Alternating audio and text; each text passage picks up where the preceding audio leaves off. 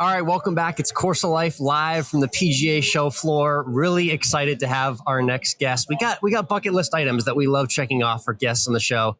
Our first Heisman Trophy winner joining the Course of Life by my side here. Heisman Trophy winner, College Football Hall of Famer, Florida Gator legend as well too.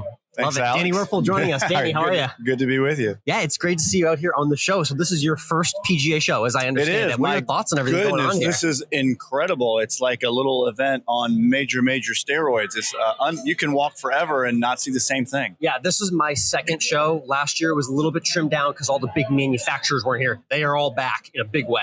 So this was the full effect. So I'm glad you're seeing it this way for the first time.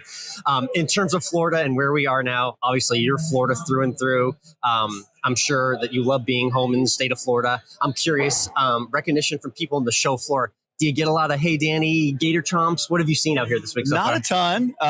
Not a ton, but there's been a few. Some people came up while we were around and got some autographs. And someone did come up. It was interesting. And she said that for years she thought she was going to marry me. But fortunately, we're both happily married, not to each other now. So you led separate paths. So we did. We led separate paths, but it's been great. It's fun to be back in Florida always. Very cool. Let's go back to the beginning. I know you're a Florida boy. Obviously, God, Florida high school football recruiting. I can't imagine what that was like from your perspective back in the day. But why was it always Steve Spurrier and the Gators for you, and how did that choice come to you? Yeah. Well, it wasn't always that. I was really leaning towards Florida State. I really loved and admired Bobby Bowden.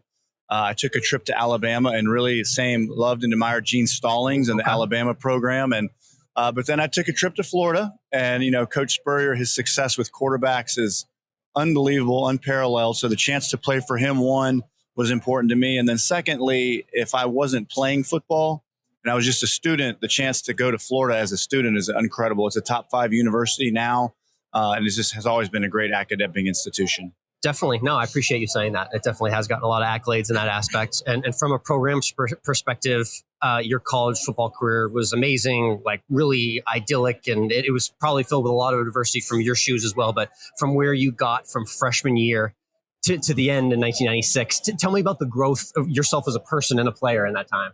Man, looking back at that period of time, sometimes I pinch myself because the way it happened was so magical. Like if you made a movie about it, you wouldn't believe it because it went so well. And, we won 4 SECs. We played for the national title twice, won it the last time. But you're right. There was a lot of growth. I played on and off my first 2 years. I injured my knee and had surgery, and I had to sit a lot more than I would have wanted as a competitor. And there's challenges along the way, but, I tell you, to cap it off with a win against Florida State for the national title in the Sugar Bowl couldn't have been a better ending. Definitely. And the interesting aspect of that game I remember is that was a little bit of a vengeance aspect too, to explain what happened earlier in the season. Yeah, so we were both undefeated in the last game of the regular season. And basically back then, especially, if you lost at the end of the year, you really didn't have a chance to win the national title. This is pre-playoff, people. This is before playoff. Yeah. We were playing Florida State, and they beat us down. My dad counted that I got knocked down 32 times in one game. Thanks, Dad. Yeah, they beat us. I still feel some residual soreness all these years later. But, so in one sense, we were out of it, but a lot of weird things happened. We came back and beat Alabama, knocked them off. Texas beat Nebraska. That knocked them off. From Austin. And then, and then you had Arizona State was undefeated, and they lost to Ohio State in the bowl game. So the only other undefeated team was Florida State, and we had a rematch with them. So everything came together, and it was just unbelievable. It's really cool how the dominoes fell that season. That was one of the first college football seasons I really remember growing up. How old were you then? Like 9, 10 years old at that point. Yeah. You're a young man. Just getting into football. My uncle started taking me to Patriots games at Foxborough Stadium when I was 7 or 8 years old. So I was enshrined at an early age. Okay. Yeah. But really cool. Again, Danny Wuerffel joining us here on the Course of Life live at the PGA Show. One thing I wanted to get to, because I was always curious about, I mentioned you being a Heisman Trophy winner and that trophy presentation night. I wanted to just get your perspective on that. I know it was a while back, but what's the vibe in that room like? Maybe before in the waiting room, the other nominees and leading up to it. Is it calm? Is it icy? What was that experience like for you from your memory? I think especially the nominees, everybody's obviously very respectful and polite and very supportive of one another.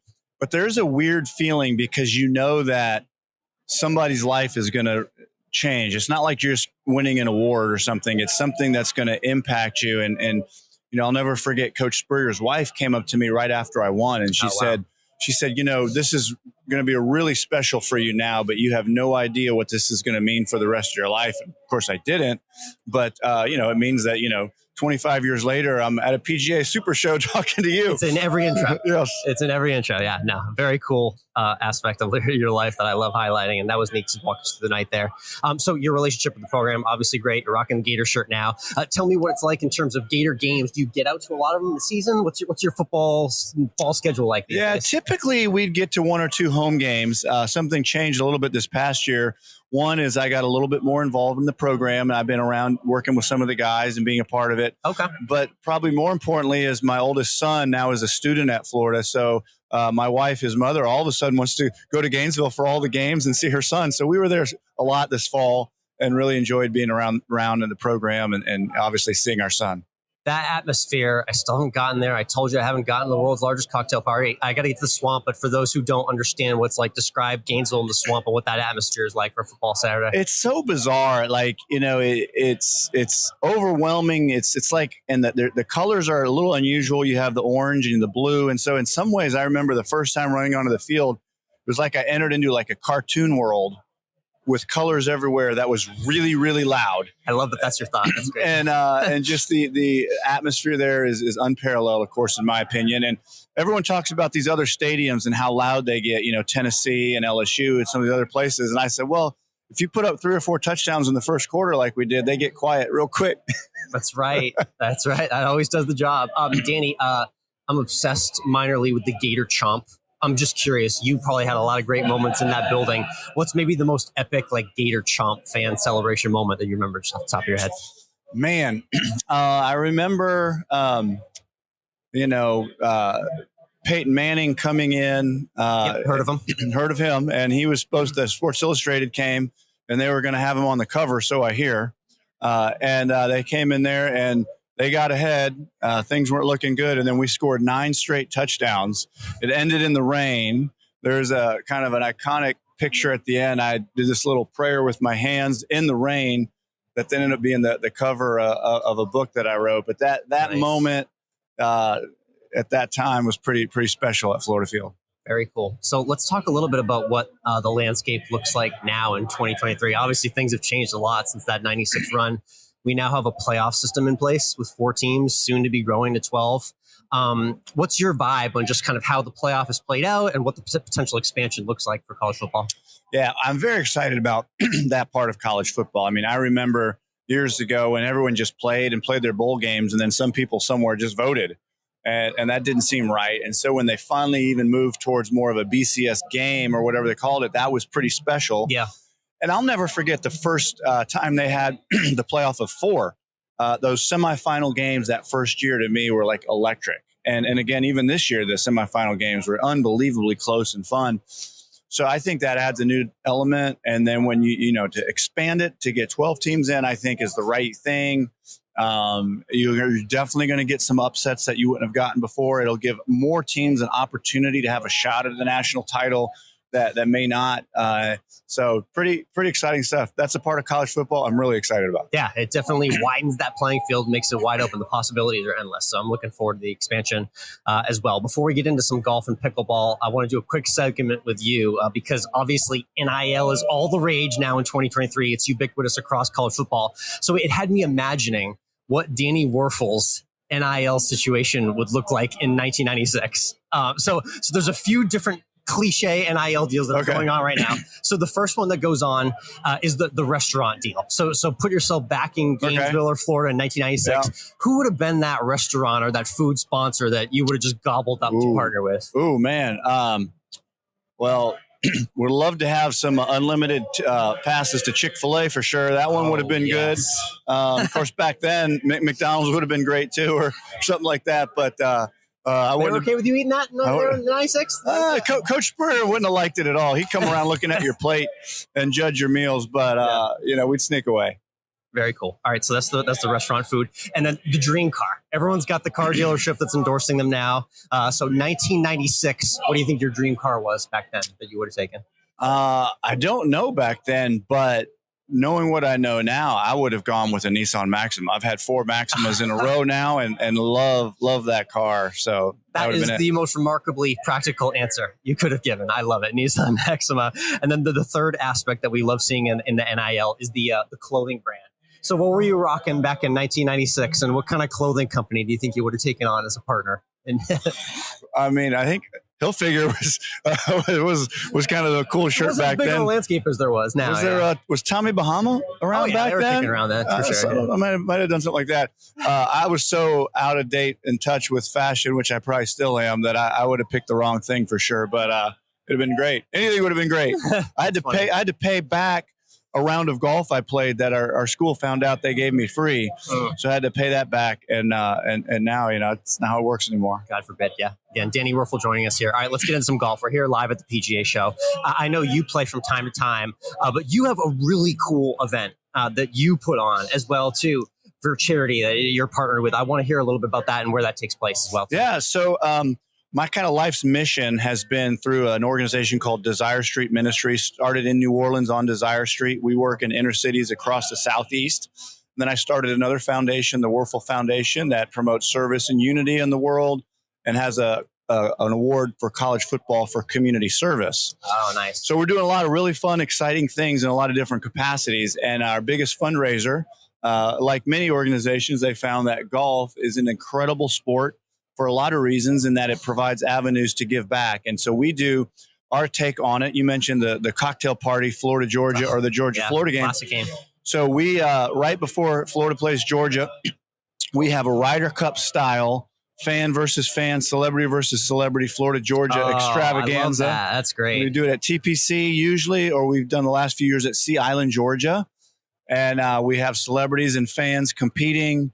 And so even if your football team can't win, which recently that's been Florida, we always have a shot to win the Desire Cup on the Florida-Georgia weekend. So there's always hope. I love that. And that's what, week of the game? Days before? Right before a Thursday night gala. Boy, that sounds Friday like a little morning. bit of a road trip for a college football fan there. You want to take all there those you go. There you go. DesireCup.com. Check it out. DesireCup.com. Okay, very cool. I love that. So, and with golf is where I connected you to the PGA Show.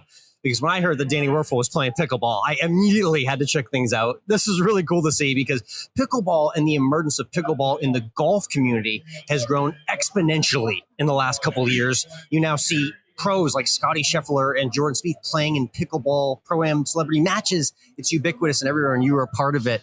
What were your thoughts initially when you got into pickleball, and how'd you find it? Well, someone invited me to play, and they beat the stew out of me. I didn't like that at all, and I actually also loved it. So I've just been playing a ton the last few years. I absolutely love it.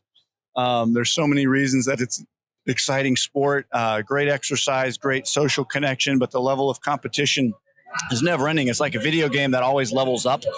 Anyone can play the first level and enjoy it. And Roger Federer and his buddies could play at the top level forever, and it'd be a different looking game.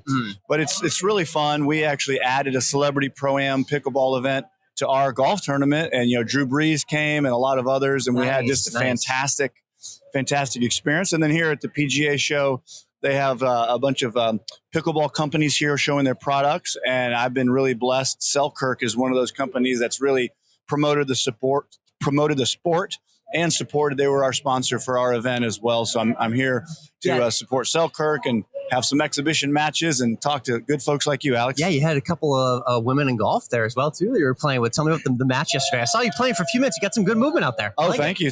Yeah, Sherry Steinhauer won several golf tournaments over her career and is amazing. She plays at the senior pro level. And then Joanne, a tennis player from a very successful tennis player over the years, was there. And then a couple other really good teaching club pro people were out there, and I was blessed to be on the court with them. Now, that's very cool. Love hearing about that. I mean, what's the best part of your pickleball game, I'd say?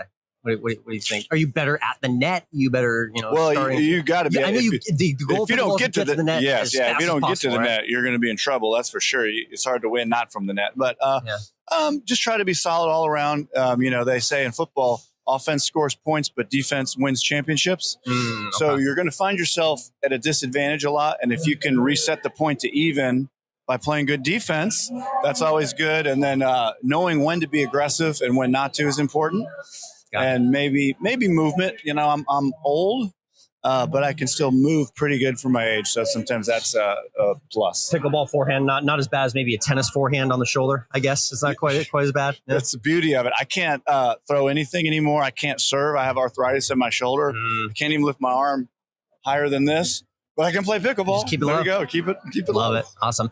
Danny, we're going to wrap with our 19th hole question. I guess we'll call it a post-pickleball question for this interview. But when you get in after a long round or a long game of pickleball, you get into the clubhouse. What's like your go-to meal and drink order after a long day? What would you like to order? Well, don't tell Coach Spurrier. Okay. But I go to Waffle House and get 6 eggs with cheese, smaller hash browns, triple tomatoes, triple onions, and sausage, and mix it all up. Wow. That's quite the scramble you got there. That'd be good. That's great. Great answer. Hey, Danny, thank you so much for hopping on the Course of Life. Enjoy the rest of the PGA show, and go Gators. Thanks, Alex. Go Gators.